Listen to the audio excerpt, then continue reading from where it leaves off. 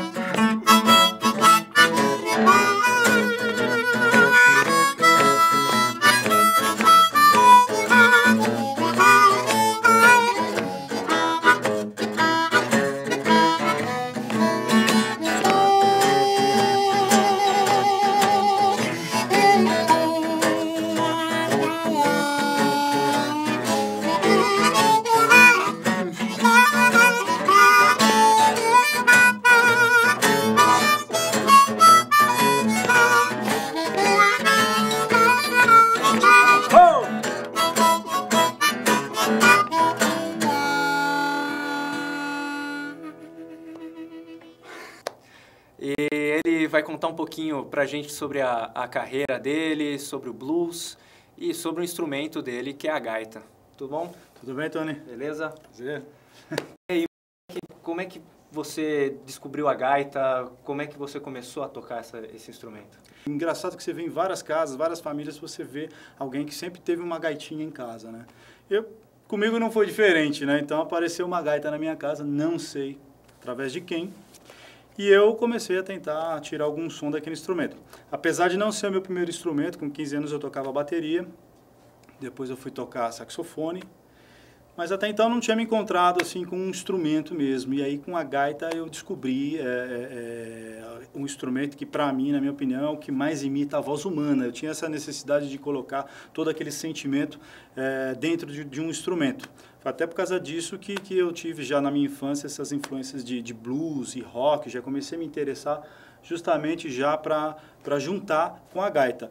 Agora, lógico que a maior influência que eu tive brasileira aqui foi nos anos 80, foi da famosa banda Blues Etílicos, né, que já existe há 26 anos, a banda carioca.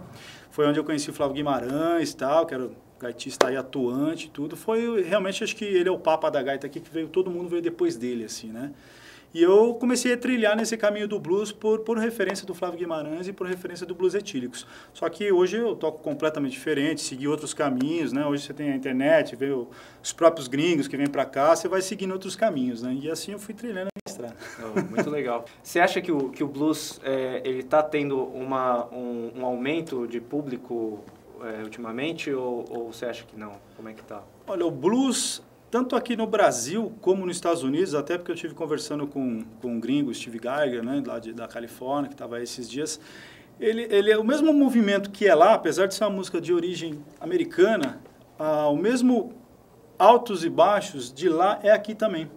Então o blues ele já teve uma cena muito mais forte na década de 90, no começo da década de 90, aí ele deu uma caída no final da década de 90, no começo da década de 2000, 2002, até 2004 teve uma cena muito forte também do blues, e ele caiu. Parece que é mais ou menos de 5 em 5 anos, sabe, que vai acontecendo a coisa. E ele teve uma queda. Mas continua, ele está aí, está por aí, está espalhado. Não está com uma força, porque assim, não estamos tendo festivais, né, Chivas, algumas bebidas, alguns patrocinadores não estão mais investindo em blues, assim. Apesar de ainda estar acontecendo bastante festivais aí espalhados pelo Brasil, mas não a um ponto de conseguir trazer tantos artistas que tem por aí, né? Foi o ano passado que você participou do Encontro de Gaitistas? Nós estamos em 2012, foi o ano passado. Ano passado eu tive a oportunidade de fazer uma participação especial lá no 10º Encontro Internacional de Harmônicas, né, lá na choperia do Sesc Pompeia. Foi onde eu fiz o lançamento do meu CD também, o lançamento oficial foi lá, fiz no Bourbon Street também, em Moema. E lá foi muito bacana, porque eu abri o show para o Rick Astley, que é um dos maiores nomes lá da gaita da Califórnia e tal, e foi bem bacana, tal, e eu fiz um show com o repertório do meu disco, que é blues em português e tudo, então ficou diferente, né, porque eu estava abrindo um show para um americano cantar inglês, cantei em português, a moçada gosta porque está entendendo e vai no refrão e tal, é bacana também o blues em português, é uma maneira mais difícil de se escrever algumas letras, né, mas a gente vai daqui e dali consegue passar a mensagem. Legal. Então, tem muita gente que não conhece a gaita. Você pode mostrar ali para essa câmera aqui os estilos de gaitas que tem e por que são tantas? Por que você tem tantas gaitas assim? Os dois modelos principais que se usa no blues, ou no rock, ou no choro, no MPB, no jazz, são esses dois estilos aqui. Isso aqui é a primeira gaita que surgiu século XIX, 1857, já começou a ser produzida essa gaita aqui. Tá? Essa gaita já praticamente, em 1857, ela já era quase que 100% o que ela ainda é hoje. Tá? Então, assim, ela foi um instrumento que, a princípio, foi fabricado para se tocar músicas ocidentais, músicas regionais da Alemanha, né? Então, ela não foi projetada para tocar blues, na realidade. Então, ela foi adaptada pelos escravos negros americanos que tinham a escala menor, a escala africana na cabeça, e eles pegavam esse instrumento e não conseguiam tirar as notas, porque ela não foi preparada para isso. Só que, instintivamente, eles queriam tocar aquilo que eles cantavam. Então, eles acabaram descobrindo alguns lugares aqui que dá para tirar umas notas que não tem. Então, é mais ou menos isso aqui, ó.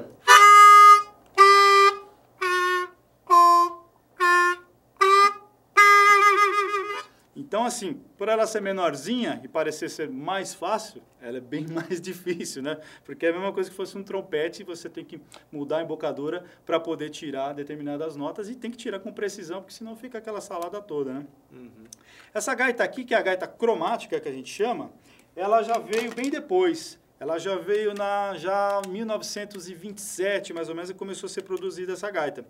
Ela é um piano de boca, porque aqui, cada buraquinho que tem aqui, você sopra e aspira. Aliás, a gaita acho que é o único instrumento no mundo que eu conheço que é soprado e aspirado. Porque a maioria todos os instrumentos de sopro é só sopro que eu conheço, né? Então a gaita ela é soprada e aspirada. Então você soprando e aspirando um buraquinho aqui, sai duas notas. E se você apertar o variador de escala, que a gente chama que é a chave, vai soar mais duas notas na parte de baixo. Tá? Então ela permite que você faça a escala cromática inteira, né?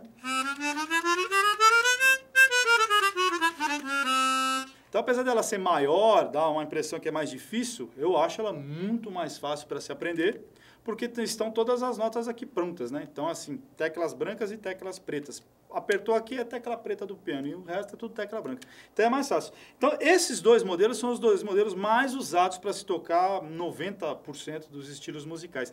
Existem outras gaitas que já não são de origem alemã, mas não se fabricam mais. Existe gaita baixo, que são com palhetas grandes e fazem sons gravíssimos. Existe vineta, que é de 63 centímetros, que é uma gaita de acordes mesmo. Existe harmoneta também, que são gaitas de acordes. São instrumentos bem diferenciados, tanto é que existe no Brasil ainda, e lá fora existe muitos conjuntos só de gaita.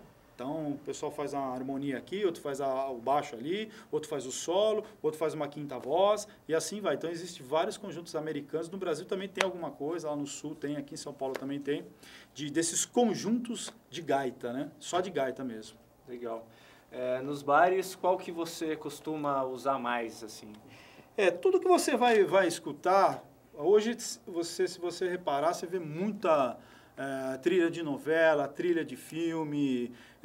O que você vai escutar muito mais é essa gaita aqui. Geralmente essa gaita, a gaita diatônica, né? Ou a gaita blues. Ela existe em todas, a gente anda com bastante gaita porque assim, ela tem todas as afinações, né? Então eu tenho essa aqui em Lá, eu tenho em Ré, tenho em Si bemol, Mi bemol e por aí vai. A cromática também existe, apesar de o pessoal não usar tanto, mas existe todas as afinações também. Eu uso umas 4, 5 afinações dessa cromática. Agora aqui eu também uso umas 5, 6 afinações também, até porque eu canto para ficar nos tons que eu canto um pouco melhor, né? Então, e os tons mais característicos do blues também, né? Então, assim, se você vai ver uma novela, um filme, você vai escutar geralmente essa gaita aqui, né?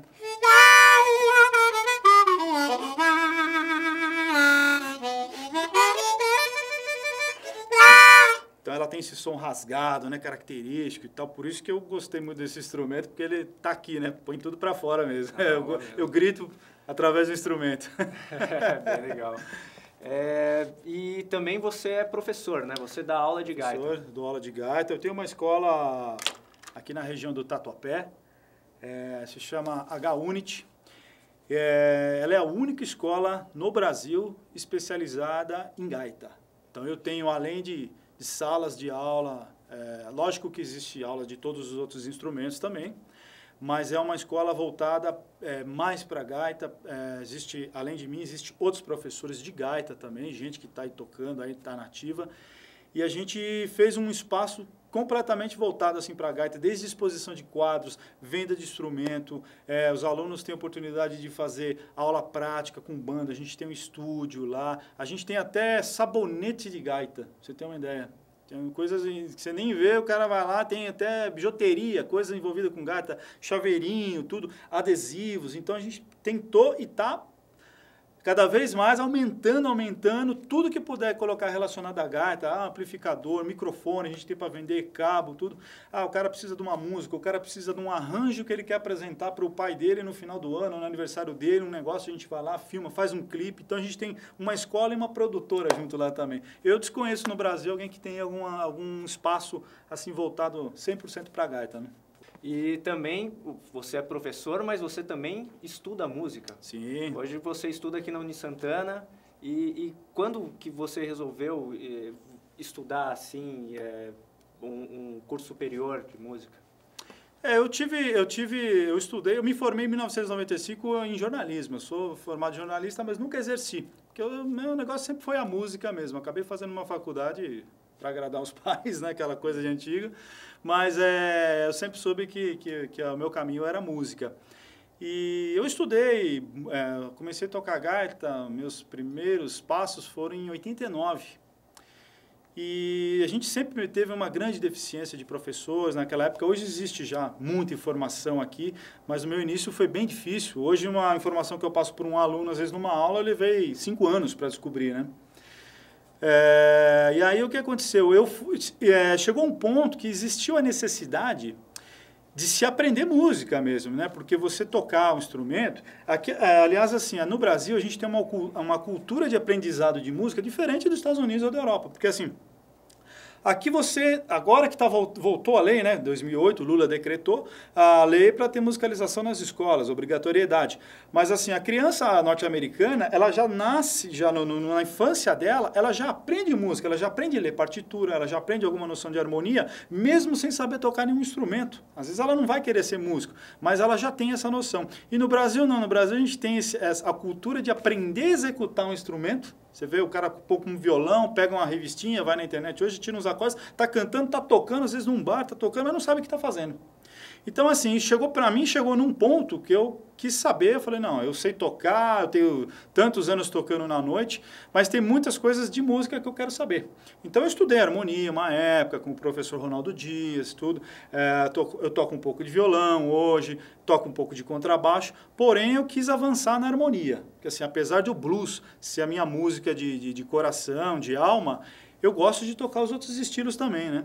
Então, e os outros estilos a gente tem que estudar. Você vai estudar um choro, você vai estudar uma bossa nova, você tem que saber harmonia, né? Então tem que saber o que você está fazendo ali, não ficar dando orelhada, ficar chutando, né?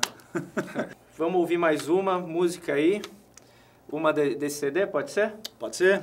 Então vamos ouvir aí Quem quiser pode comprar esse CD aonde? Olha, tem através do meu site www.marcioabdo.com.br, tá? É bem facinho, marcioabdo.com.br.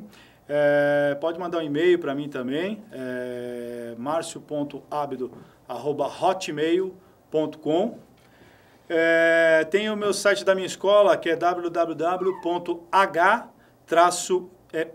né? unit.com, que esse aí é o site da minha escola também, onde a gente mostra todos os trabalhos. Então eu tenho CD à venda nesses locais. Eu tenho também na Livraria Cultura, de repente, para quem tiver acesso. Esse CD ele tem uma distribuição da Trattori, né? Então ele tem alguns pontos do Brasil, geralmente livrarias, assim. E ele é um disco digital também, né? Então ele tem no iTunes, ele tem no Submarino, ele tem no Yahoo. Esse disco é legal porque a pessoa pode baixar, comprar faixa a faixa, qualquer lugar do mundo. Então vamos lá ouvir mais uma, o Ed Blues que está te acompanhando, né? Esse, meu parceiro de faculdade e parceiro da vida também, que a gente tocava no começo dos anos 2000, depois não nos vimos mais e fomos nos encontrar aqui na faculdade. Maravilha. Então vamos lá, Marcio Abdo e Ed Blues. A gente vai fazer uma música aqui chamada Macaco Velho, que é uma das músicas que está incluída no meu CD, que se chama Na Melhor Hora. Então é um funk blues. Vamos lá.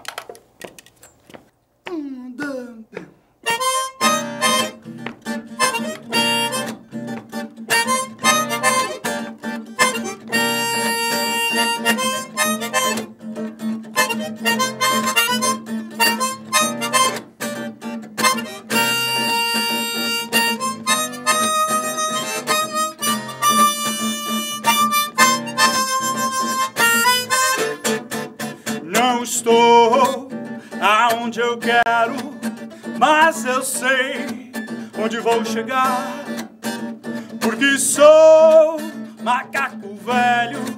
Agora eu sei porque tudo vai rolar. Hoje sou macaco velho, eu aprendi a esperar. E eu sou brasileiro, malandro cheio de amor pra dar, porque sou macaco velho. Foi tanta coisa que me fez mudar. Hoje sou macaco velho, espero a melhor hora chegar.